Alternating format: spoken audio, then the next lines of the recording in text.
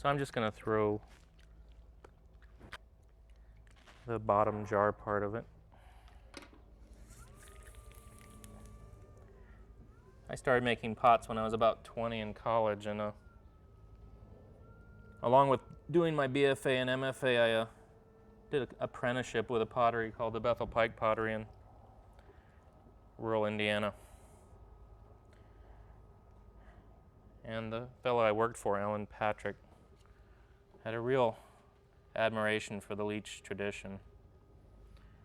And I had this wonderful experience of working 20 hours a week making pots and being paid for it while I was going to college. So I put myself through college making his pots.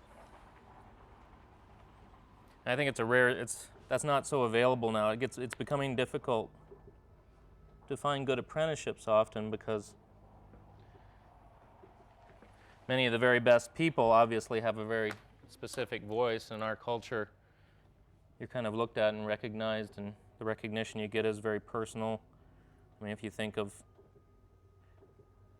even people in the Minnesota tradition who are part of the lineage of Mackenzie and Leach, that if you think of all of their work, Michael Simon or Sandy Simon or Mark Ferris, that they're very distinct artists. They're contemporary artists working with pot forms now.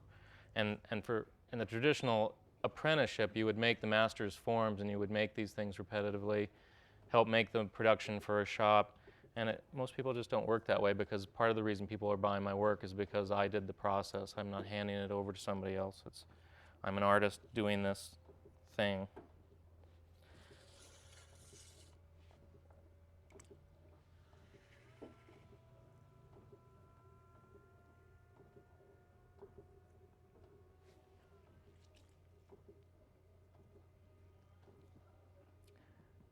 So Linda and I met here 11 years ago,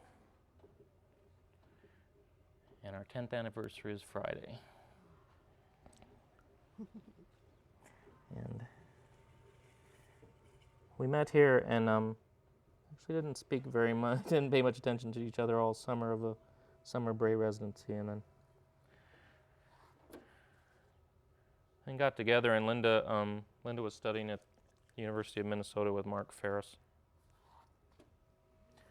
who's a really important potter in the field. His work is, I think, as much as anybody's influenced a whole generation of people in the way they build pots and make pots and think about pots as art. Anyway, Mark was Linda's professor, and she went back to school after we met, and I stayed at the Bray.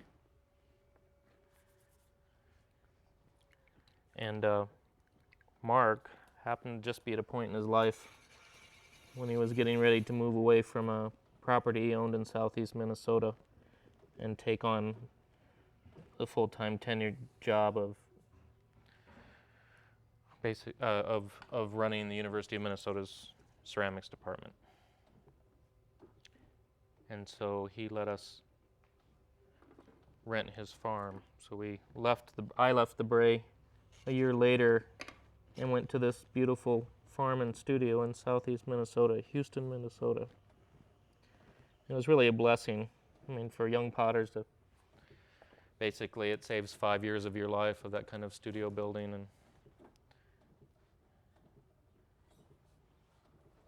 and we lived there for 10 years and continue to own the place, but now we're letting other people kind of house sit for us during the school year. And trying to kind of pass on a little bit of what Mark did for us to them.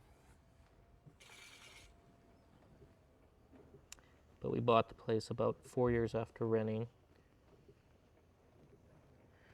and made pots full time. And I make my living full time off of pots. I don't teach other than occasional professional workshops, demonstrations like this.